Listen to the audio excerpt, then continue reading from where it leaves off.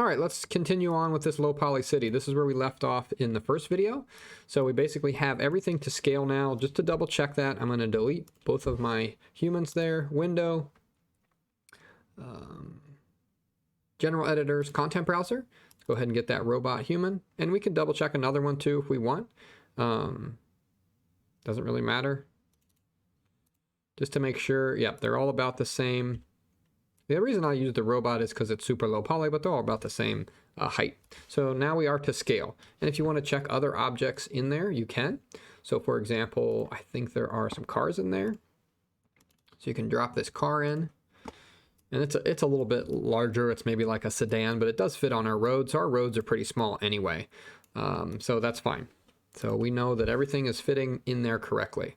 So we can select everything again just to make sure we're starting where we need to. Edit, delete by type history. Okay, and if we want to as well, we could do modify, freeze, transforms, and just zero out all that information for everything. So now we're pretty much set. So we do have some n-gons, remember, up here, but we'll address that later if it's necessary. But for now, we're pretty much ready to go. We don't really need our grid anymore. I can shut that off. All right, so let's build some things. Let's go ahead and close this down. Now, we didn't name anything either. We should probably start to name all of these. A good practice for this is to just do geo. So capital G, whoops, G-E-O. So that's geometry. This could just be base. I'll just do building 1. This will be building 2. And building 3. Whoops, B3, maybe. Okay, and then this is just the road. All right, so everything's named now. We're good to go with everything. I want to get some more reference images in there, just because I think it'll be very helpful for us to see, all our reference images, because we're going to add some more. So let's go ahead and do that. I'm going to do create, free image plane. That's always going to kind of zero out in the 0 coordinates there. So it's going to be in the same spot. Let's go to attribute editor. Let's go ahead and load in another image. We've already loaded this one in. Let's go ahead and load it. We're going to use this one as kind of our lighting reference. So we'll load that in, even though we don't need the lighting yet. And then this one, we're going to add some wires and different details that are in this scene. Okay. So we don't need the lighting one yet. I'll reload that a little bit later. So let's just go ahead and load this one in. And I'll just shove it over to the side is fine, and then maybe push it back. Whoops. So those are my reference images. Now we can't add this image to this layer. So right now that is selected. Excuse me. So we can add this selected layer, or sorry, this selected object to the layer.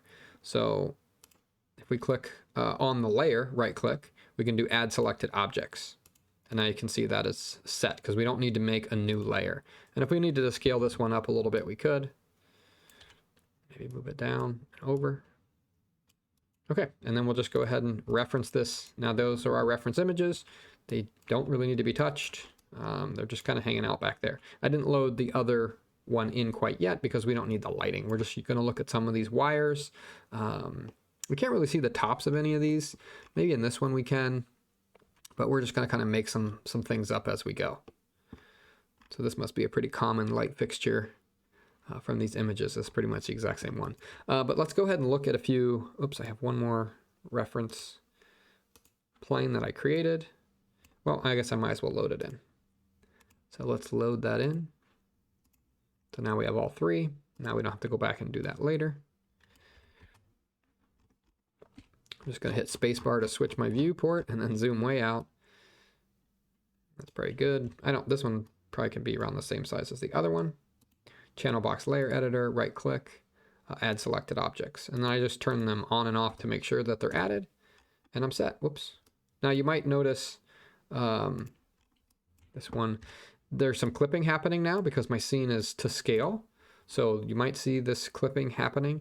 If this does happen, if you just hit F to focus in on that object that's clipped, you should be okay. You really shouldn't see too much more than this, but we can change this setting a little bit later down the road. I'll just make it a separate clipping video so you can see how to change that. Shouldn't really need that yet though. All right, let's reference that out. And now let's just add some details. So really the details are up to you that you want to add. You can just look at some of your reference images and say, okay, what kind of details are there? This is the kind of the look I'm going for. So I'm going to add probably a telephone pole and some wires, and then some of this, you know, maybe air conditioners or just boxes and, you know, a few other things for the sides of this. I'm probably going to, maybe I'll do some pots and stuff down there.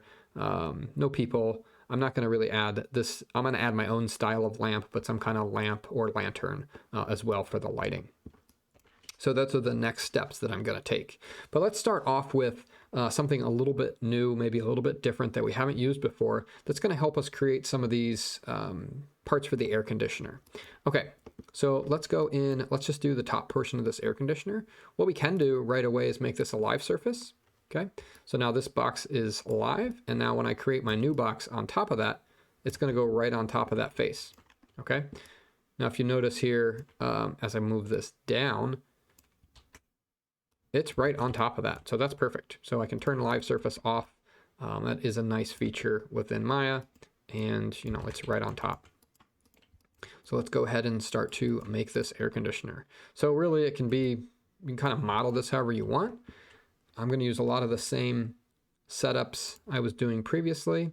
So maybe I'll do an offset out,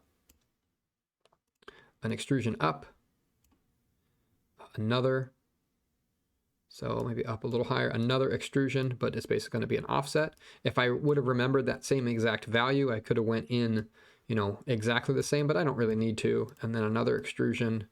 And now I have this kind of, I don't know, whatever goes on top of buildings here has been created. Now you can start to look at adding bevels to those as well to add just a little bit more surface detail to that. Okay, so for these kind of boxy objects, that does work out really well. Not necessary, but it's kind of up to you. And let me go ahead and just make this a little larger. So I want it to be kind of big there. And I can make changes to this as well, which is nice. So for example, I'm just going to isolate this object. Control 1 is the shortcut to do that as well. And you notice that's viewport specific. So for example, I want to be working in this viewport. If I select that and do Control 1 and then hit F and spacebar, now I'm zoomed in on the air conditioner that I want to modify. So for example, if I wanted to change some aspects to this in this viewport, it's a lot easier. So you can see now I can change the style and the look of this by changing over to different viewport, orthographic viewport, to see what that object looks like if I were to change it up a little bit. So you can see I can really change the style and look of this object, and that's the nice part about low poly, is that can really be done at any time. Okay, let's look at adding some more detail to this air conditioner unit, because we're actually going to use it on all tops, on all three of the buildings here. So let's add a little bit more surface detail to the whole thing. So to do that really quickly, we can go to object mode, and we can just click on add divisions, and it'll subdivide the mesh a whole bunch. But the problem with that is it's subdivided a little bit too much. So it added a little bit too many subdivisions. So it looks like we're still going to have to go ahead and just do that manually. So I'm going to hold down Control and Shift to get to the midpoint on that. Okay, Control and Shift, get to a nice midpoint. So now I've cut this mesh up and added a few more subdivisions to that object. And then let's just go ahead and select face. Let's select these two faces here. Let's go ahead and extrude those. Let's do an offset. And I'm going to push these together. Whoa, together just a little bit more. And we're probably going to need one more cut for this tool to work. But I wanted to show you one that is called say that 5 times, circularize components. So it gives us kind of this circle aspect to this mesh. Now I'm going to do actually one more subdivision here. Hold down Control. So I have just a little bit more detail so you can see this. Whoops. See this in a little bit more detail. I'm going to hit F to focus back in on that. So I'm going to select the faces again. Okay. Hold down Shift, right click, circularize. And now I have this nice circle portion for this object. And actually, before I do that, I'm going to change this object up one more time. I'm going to move faces down. So I want this whole piece here, along with this. And I think I can get under there, this and this. I just want to move this down. I want more space. Okay.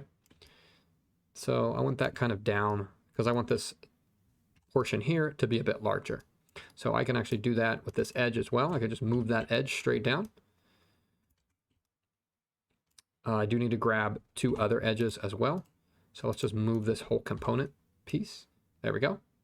Kind of centering that up to the best of my ability. Now, if I would have done that in the original version, it would have been kind of perfect, but it's okay.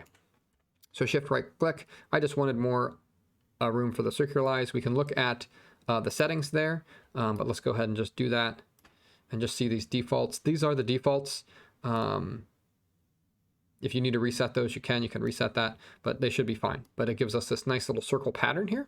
And then we can extrude this back in. Actually, I'm gonna make that a little bit larger before I extrude that.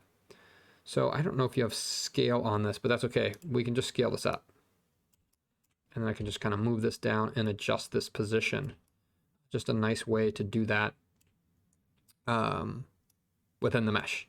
So, and we're still working with quads here, but let's go ahead and extrude this back in.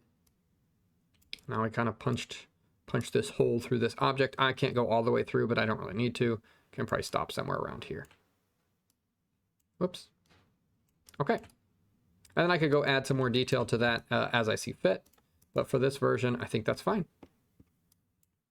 Okay, the next portion, and I can reuse this. I might go back later and add a little bit more surface detail, maybe a fan or a turbine in there, or a pipe or something, working with that. Maybe it's connected to something down here. But for now, this is fine until I figure out what other detail I want to add to that. But the next thing I want to show you is a new set of tools. So I'm actually going to switch back and go to Maya Classic. And it's these curves and surfaces tools. Okay, so I'll make this another video and we'll do some curves and surfaces.